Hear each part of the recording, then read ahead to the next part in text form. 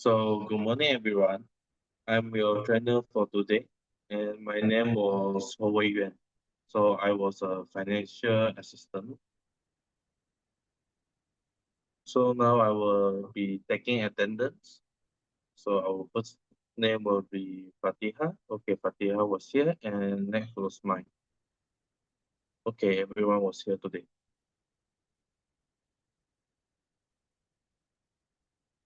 So, there will be some class rule for our class. The first class rule will be silent phone. So everyone phone need to be silent, no ringing or toning when the class is ongoing. So the second one will be on time. So make sure everyone was be punctual on the next class. So the third one was be prepared. Prepare your own stationery so that you can drop down some notes or write down some questions that you wanna to ask later. And third will be eager and ready to learn. And the fifth one will be keep training room clean. So make sure the room is clean after everyone was study. And for today, date was 12th May 2025, and our class time will be for 2 to 2:30. And did everyone have your lunch just now?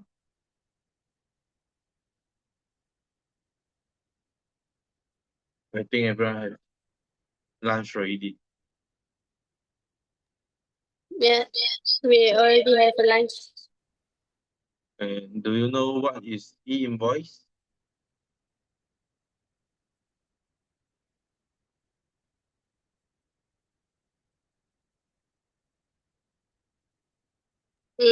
No. No. So everyone don't know what is e-invoice. Today we will learn about e-invoice.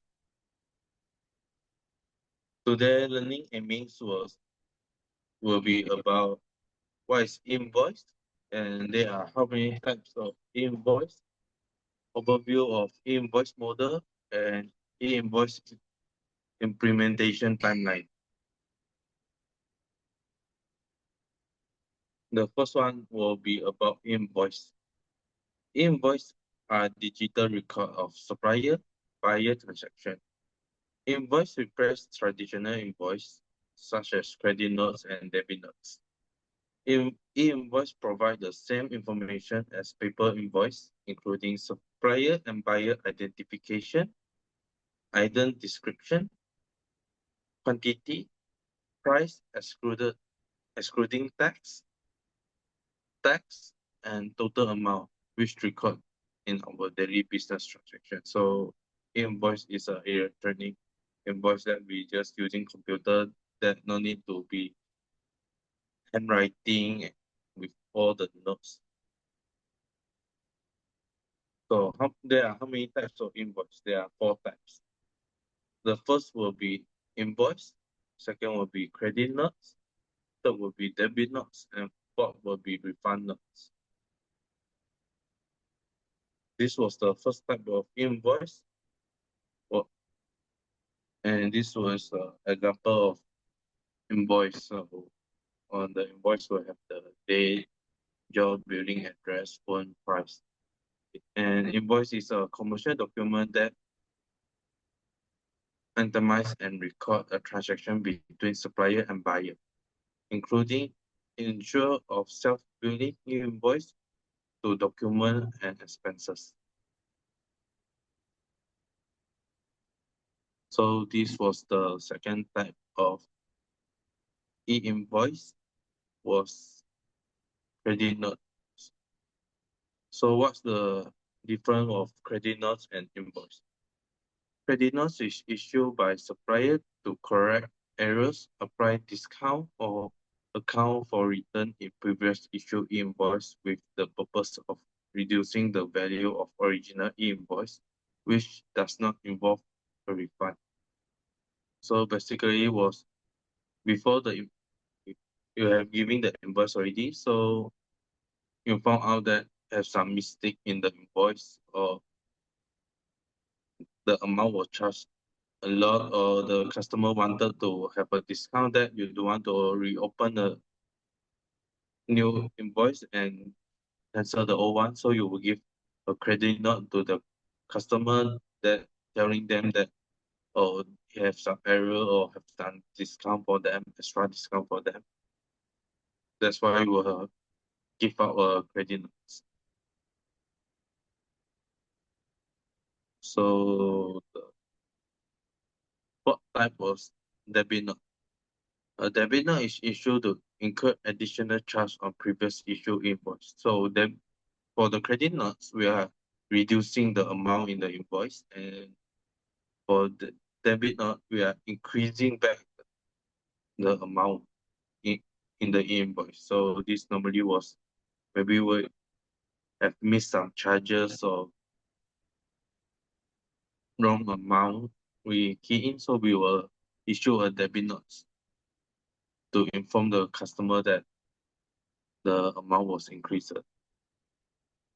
So this was a refund note.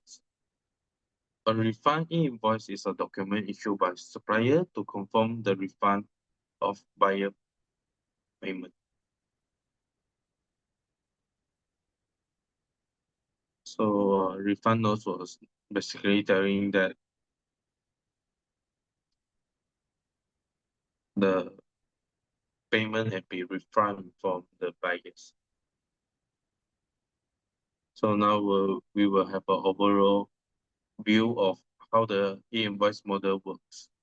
So the first one must be issue the invoice, because if we doesn't issue the invoice, the whole system won't be run out. So issue of invoice was when a sales or transaction is made, including e-invoice adjustment. The supplier create an e-invoice and share it to IRBM via my invoice portal or API for validation. So this basically was when the buyer went to a seller and have done the payment and wanted for the invoice. So the seller will prepare the invoice and send it to RBM for the validation. So the second step will be the validation of invoice, because the first step was sending it, right? So when second step of validation of invoice, IRBM validation is performed is near real time, ensuring the invoice meet the necessary standard and criteria.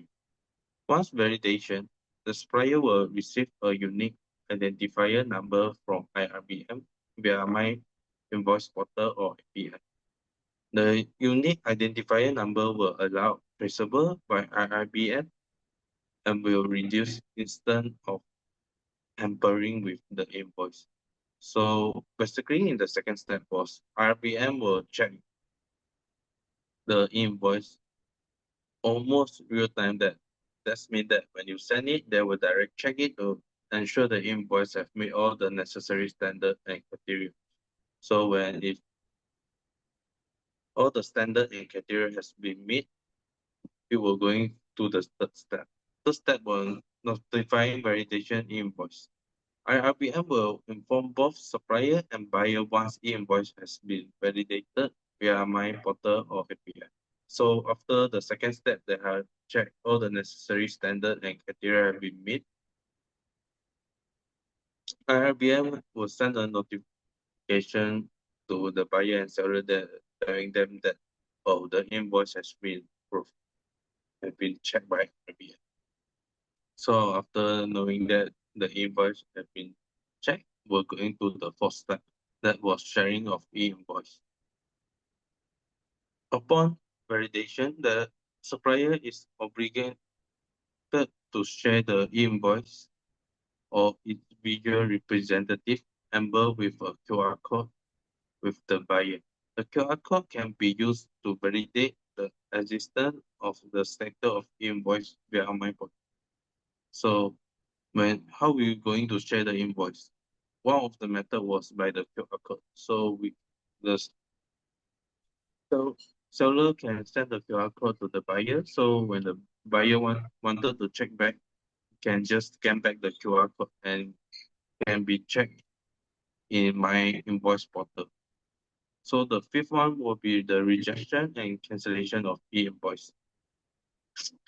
Upon issue of invoice, a stipulated period of time is given to in two type of things. Well, first was buyer to request for rejection of the invoice. Second was supplier to perform cancellation of invoice. Rejection request or cancellation must be accompanied by a justification. So in this step was maybe sometimes the invoice was issued wrongly. So IRBM have given a time period for the buyer or seller to cancel it. But of course, when you cancel, you need to give a justification that why you wanted to cancel. What was the mistake? Or so you need to prove it. The invoice have been wrongly amounted of wrong seller, wrong buyers. So, and the last step will be my invoice portal. So supplier and buyer will be obtained a summary of invoice transaction via my portal. In the my portal, you can check every of the summary of invoice transaction that you have been made or you have been received. So it's easy for buyer and seller, supplier to check back your invoice. So now we will be learn about the invoice implementation timeline. So they mainly will be have 3 targeted tax payable and different implementation date for that. The first type was the taxpayers with an annual return of or revenue that more than 100 million. They need to implement on 1st August of 2024. This will be the first group of tax payable that will implement the invoice. So the second group will be taxpayers with annual turnover or revenue of more than 25 million and up to 100 million. This will be the second group, and their implementation date will be 1st January 2025. The third group will be all taxpayers who then that will earn less than 25 million. They need to implement on 1st July 2025. So now I will be sharing a video about invoice.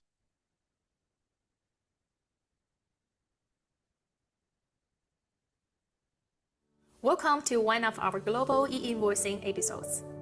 This time, we will be analyzing Malaysia's electronic invoicing model that will be mandatory as of August 1st, 2024. The Inland Revenue Board of Malaysia oversees the invoicing process in the country that will cater B2B, B2C, and B2G transactions. Malaysia will implement a scheduled adoption of the national e-invoicing system with 3 main stages, starting in August 2024 and finalizing in July 2025. The electronic invoice will enable near real-time validation and archiving of transactions. The eligible documents for interchange include invoices, credit and debit notes, as well as refund invoices. And it's applicable to both domestic and cross-border transactions. IRBM will validate the invoice and will send a unique ID to the supplier. Also, upon validation, the supplier must embed both the ID and the QR code when sending the invoice to the buyer. There are 2 methods for transmitting invoices to the IRBM portal: manually via the My Invoice portal hosted by IRBM, and automatically via API that enables direct data transmission between the taxpayer system and My Invoice system. Here at Edicom, we are specialized in data integration and process automation. This is how we can help you comply with the Malaysian e-invoicing requirements. Edicom's SaaS platform integrates with your ERP and collects the required information. Our solution transforms the document to the required format, XML or JSON, and automatically sends it to the IRBM portal via API. After the invoice is validated, it's sent back to our SaaS platform, which we then feed back into your ERP with the unique ID. Then, we can automatically send the invoice with the embedded QR code to the buyer. So the process is fully covered in an electronic and secure way. Would you like to know more about how to comply with the electronic invoice in Malaysia or any other country? We will be happy to help you. Contact us and request a demo of our solution. Thanks for watching.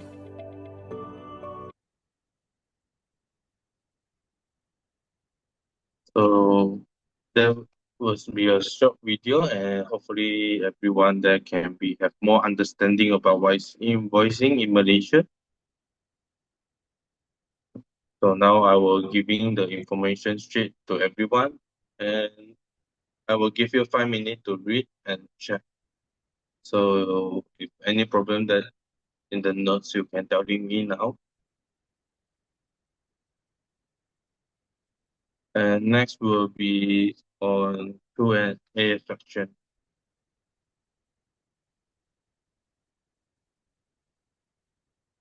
Is anyone have question to ask?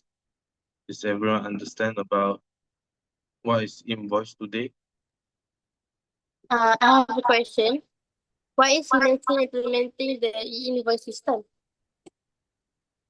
Oh, that is a good question. So Malaysia is implement the invoice system to improve tax compliance, reducing fraud, support digital business, and make the invoicing process faster and more accurate, because invoice everything will be online and systematic. So by the government side, they will be easier to check. And for supplier side, we will have more system to give to the buyer. Is that answer your question?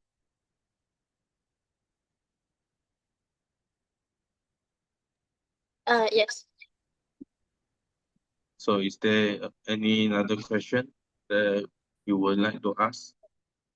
Um, may I know what is the purpose of issuing a credit note? Okay. A credit note is issued to correct or amend a previous issue invoice. I think that answer your question. So if everyone have understanding of invoice, now I will have a question to ask. There are how many types of e-invoice? Ada 4. Yes, 4 types. So there are 4 types of invoice. First was invoice, second was credit notes, third will be debit notes, and last will be refunds. So now I will give assessment sheet for everyone. There will be 5 minutes to answer. And later I will collect back after 5 minutes. So 5 minutes time was up, and I will collect back the assessment sheet. Now I will do a short summary for today's classes. So today's classes we have learned about what is invoice, type of e-invoice, overall of e-invoice model, and e-invoice implementation timeline. So this will be our next class. Person required to issue e-invoice. So in our next class, we will learn about what was the requirement for the person to issue an e-invoice. The date will be 20th of June and 10 a.m. in Pro classroom. So thank you everyone. This will be the class for today. Hope you all have learned and get the knowledge.